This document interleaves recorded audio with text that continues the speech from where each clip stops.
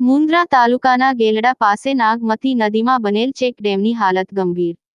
મુન્દ્રા તાલુકાના ભુજપુર અને ગેલડા ગામ વચ્ચે આવેલ નાગમતી નદીમાં બનેલ ચેકડેમની હાલત ખરાબ થઈ ગયેલ હોય અમારી ન્યૂઝ 11 ગુજરાતની ટીમે મુન્દ્રા તાલુકા કોંગ્રેસ પ્રમુખ વિરમભાઈ ગઢવી સાથે સ્થાનિકે મુલાકાત લીધી હતી। ચેકડેમની સ્થાનિકે હાલત જોતા અત્યંત ખરાબ પરિસ્થિતિ જોવા મળી હતી। તાત્કાલિક તંત્ર આ ચેકડેમની મુલાકાત લઈ રિપેરિંગ કામ કરાવે કે નવું બનાવવાની કામગીરી હાથ ધરે તો આજુબાજુના ખેડૂતોને રાહત થાય તેમ છે। શિરાજ મલેક સાથે કાસમ ખલીફા, ન્યૂઝ 11 ગુજરાત, મુન્દ્રા, કચ્છ। નમસ્કાર મિત્રો, હાલ અમે એવી જગ્યા ઉપર છીએ જ્યાં ખરેખર અમારી નરી આંખે દેખાઈ રહ્યું છે કે ક્યાંક ને ક્યાંક પોતાના કામોમાં ભ્રષ્ટાચાર થયો છે। કારણ કે સરકાર વાતો કરતી હોય છે રિચાર્જ બોરની, સરકાર વાતો કરતી હોય છે કે નવા ચેકડેમો ક્યાં ક્યાં બનાવવા, પરંતુ હાલ 2012 પછી એક ચેકડેમ બનેલો છે એની જે દશા અમે જોયું છે કદાચ એ ચેકડેમ પણ કહી રહ્યો છે કે હવે મહેરબાની કરીને મારી પાસે સમારકામ કરો। કારણ કે આ મુદ્દાને આ જગ્યા ઉપર અમને જ્યારે મુન્દ્રા તાલુકા પ્રમુખ વિરમભાઈ ગઢવી અમને લઈને આવ્યા છે ત્યારે એમની પાસે જાણીશું કારણ કે આની જે આ ડેમની જે હાલત છે આ હાલત એટલી દયનીય છે કદાચ હવે કામ કરવામાં નહીં આવે તો આ ડેમ જમીન સરખો થઈ જશે। ત્યારે વિરમભાઈ ખાસ કરીને આપણે કઈ જગ્યાએ છીએ ને આ કયો ડેમ? નાગમતી નદીની અંદર ગેરડા અને ભુજપુર વચ્ચે આમ તો આ જગ્યા ડેસલપુરની અંદર આવે છે, એનો સીમાડો ડેસલપુરનો છે, પરંતુ જે નવીનાળ બાંધારો કહેવાય એનાથી આગળનો આ એક નાનો બાંધારો છે અને લગભગ વર્ષ 2012ની આસપાસ બનેલો છે।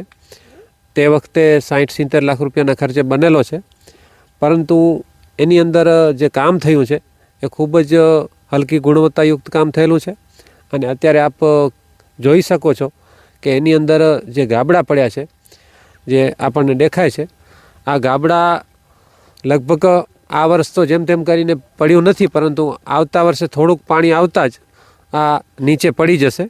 તો આપના માધ્યમથી સિંચાઈ વિભાગને અને ગુજરાત સરકારને આપણી વિનંતી છે કે આનું જલ્દી થાય તો સમારકામ અથવા તો એને નવું બનાવવામાં આવે।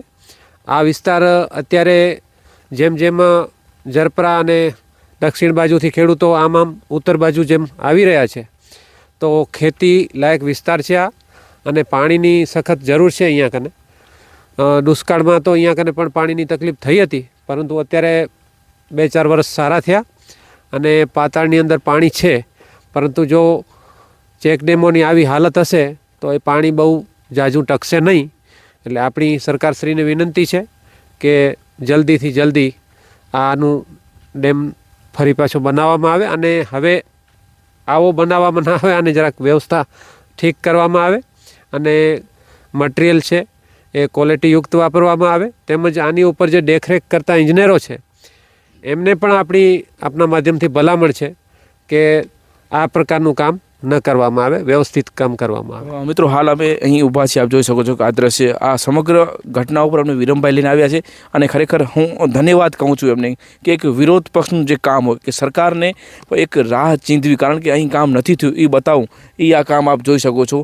પરંતુ વિરમભાઈ, જ્યારે વિરોધ પક્ષ જાગે, કારણ કે આપ એક સારો મુદ્દો લઈને આવ્યા છો, આપ એમને કહેવા માગો છો કે આ કામ કરો, આપ કહો ત્યારે જ કામ થાય, શું એમની આંખે પટ્ટીઓ બાંધેલી હોય છે? એ બધા એમના જે પદ્ધતિ છે અત્યારની જે સરકાર છે એમની, એ ગામડામાં કે અથવા તો શહેરમાં મોટા મંડપ બનાવવા, એની અંદર ભવ્ય કાર્યક્રમો કરવા, લોકોને બસો દ્વારા ભેગા કરવા, સરકારી કર્મચારીઓને એ કાર્યક્રમની અંદર બોલાવવા અને પ્રજા સામે એવું એક આખું આભા મંડળ ઊભું કરવું કે દેશનો આખો નકશો બદલી રહ્યો છે અને આ જ સરકાર એ નકશો બદલાવી રહી છે। તો એ લોકોની જે પદ્ધતિ છે એડવર્ટાઈઝ કરવાની, એ પદ્ધતિથી હકીકતમાં જમીન ઉપર કાંઈ થતું નથી, એનો ફરક નથી પડતો। અત્યારે તમે રોડની હાલત જુઓ, અત્યારે તમે જે બીજા અન્ય ડેમો છે એમની હાલત જુઓ કે જ્યાં જાઓ ત્યાં લગભગ ભ્રષ્ટાચાર જ છે અને પ્રજાલક્ષી કોઈ કાર્ય ખાસ કરીને કરવામાં નથી આવતા। આપણે 2 દિવસ પહેલાં જ ચર્ચા કરી શિક્ષણની, એવી રીતે આરોગ્યની જ સમસ્યા છે। તો આ જે પ્રશ્ન છે એ પ્રશ્ન એવું નથી કે ફક્ત આ વિસ્તાર પૂરતો છે, આવી જ્યાં જ્યાં ચેકડેમોની આવી હાલત હોય એ ચેકડેમોને અત્યારે સિઝન ચોમાસાની પૂરી થઈ છે અને શિયાળાની સિઝન અત્યારે ચાલુ છે. અત્યારે તત્કાલ સર્વે કરવામાં આવે ને જ્યાં સમારકામ કરવાનું છે ચોમાસા પહેલાં સમારકામ થઈ જવું જોઈએ. અન્યથા આવીને આવી પરિસ્થિતિ રહી તો જ્યારે અતિવૃષ્ટિ થાય ત્યારે પૂરની સમસ્યા પણ સર્જાઈ શકે છે. માટે તંત્રને વહેલી તકે જાગવાની જરૂર છે અને એનું સમય ઉપર જ કામગીરી થઈ જાય તો આવનારા ભવિષ્યમાં કોઈ આફત આપણી ઉપર ન આવે. ખાસ કરીને સરકાર મોટા મોટા બેનરો લગાડતી હોય છે, પોતાના ભાષામાં પોતાના નેતાઓ કહેતા હોય છે અમે વિકાસ કર્યો છે. વાકઈમાં આ બધું જોઈને એમ લાગી રહ્યું છે કે શું તમારા ગામમાં વિકાસ થયો છે? અમારા ગામમાં વિકાસ આવી રીતે જ ખૂબ સારો વિકાસ થયો છે. આ સરકારે લગભગ મોટા મોટા તાયફા કરે, ફોટા પડાવે અને ઉદ્ઘાટનો કરે ને આ પાછળ આવા કામ થાય છે. આ તમે જોઈ શકો છો. ખરેખર આમાં કેટલું ભ્રષ્ટાચાર આ જ છે. એવી રીતે આવા ઘણા બધા ચેક ડેમો છે જે વચ્ચેની સાઈડમાં જે રેતીની થેલીઓ ભરીને નાખીને આ બધા આવા બાંધકામો કરે છે. આ પરિસ્થિતિ અહીંયાની છે. વાસ્તવિકતા સ્થળ ઉપર આપણે જોવા જઈએ તો તમામ જ્યાં બાંધકામ થાય છે ત્યાં આવી જ પરિસ્થિતિ છે. એ લોકો ખાલી પોતાના ફોટો સેશન માટે અને બહાર પ્રખ્યાતિ કરે છે કે ગુજરાતમાં કે કચ્છમાં કેવા સારા કામ થાય છે. ખરેખર આ સારા કામ આવા છે જે ટૂંક સમયમાં આ તૂટી રહ્યા છે. આવા કામ છે. ખાસ કરીને સૌથી મોટો ભ્રષ્ટાચાર આપણા દેશમાં નાની વાતમાં થતો હોય છે. રોડ બનતા હોય તો 6 મહિનામાં રોડ પતી જાય છે, પરંતુ આ ચેકડેમ, કારણ કે ખેડૂતનો આધાર હોય છે આ ચેકડેમ, અને ચેકડેમની જે આ વ્યથા છે, તમને નથી લાગતું કે જે અધિકારીઓ છે એમને જગ્યા ઉપર ચેક કરવું જોઈએ? આ બધું અધિકારીઓને સતત મોનિટરિંગ કરવા માટે એમને વ્હીકલ પણ આપવામાં આવે છે અને એમનું જે કામ છે કે એ લોકો અહીંયા કને વિઝિટ કરે બધા ડેમોની ઉપર, જ્યાં જે સમસ્યાઓ ઉદ્ભવે છે ત્યાં કને એ લોકોએ આવવું જ જોઈએ. પરંતુ આપણી કમનસીબી એ છે કે એ અધિકારીઓને બીજા અન્ય કામો પણ સોંપવામાં આવે છે અને બીજી અત્યારે મહેકમ પ્રમાણે બધી જગ્યાએ ઘટ જ છે. તો અધિકારીઓ પૂરતા ન હોવાના કારણે અને સરકારના અનેક આવા કાર્યક્રમો જે તાયફાયુક્ત કાર્યક્રમો ચાલુ જ છે કે આજે મુખ્યમંત્રી આવે છે તો આટલા માણસો લઈને ત્યાં આવો, આજે હું આવે છે તો ત્યાં જાઓ. આવી રીતે એમનો સમય આમાં જ બરબાદ થતો હોય છે. તો આપણી અહીંયાથી વિનંતી છે કે અધિકારીઓએ થોડુંક પોતાનું જવાબદારી નિભાવે અને જે મુખ્ય કામ એમને કરવાનું છે પહેલાં એ કામ પહેલાં પૂર્ણ કરે. મુન્દ્રા તાલુકા કોંગ્રેસ આ કાર્ય માટે હવે આગળની કઈ રણનીતિ હશે અને કેટલા સમયમાં આ કામ ખરેખર થવું જોઈએ? આ કામ અત્યારે જ શરૂ થઈ જવું જોઈએ અને મુન્દ્રા કોંગ્રેસ દ્વારા મૌખિક રજૂઆત એમને કરવામાં જ આવશે. અત્યારે પણ ફોન ઉપર વાત થઈ ગઈ છે અને જો એ તંત્ર આના ઉપર ધ્યાન નહીં આપે તો આગળ જતાને આપણે અન્ય ગાંધી ચિંધ્યા માર્ગે પણ કાર્યક્રમ કરશું. આના વિરુદ્ધમાં પ્રદર્શન પણ આપણે કરવું પડશે, કારણ કે આ સરકાર એમ જાગતી જ નથી. એ પોતાની રીતે એમને કાંઈ એવું છે જ નહીં કે પ્રજાલક્ષી કોઈ કાર્ય આપણે કરીએ એમ.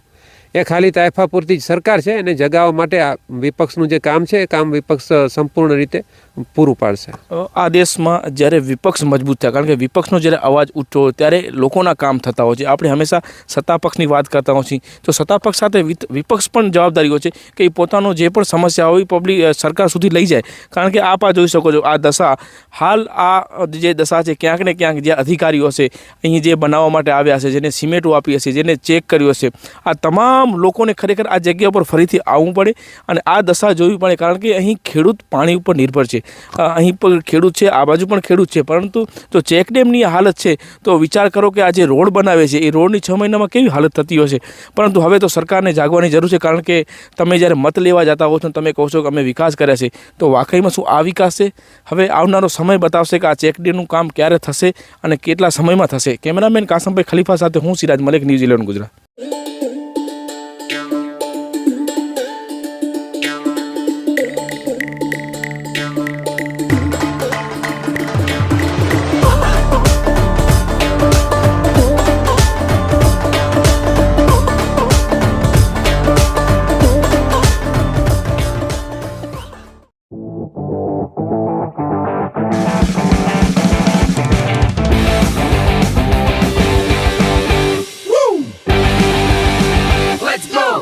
रियल फ्रेशनेस का अनुभव यश सॉफ्ट ड्रिंक्स.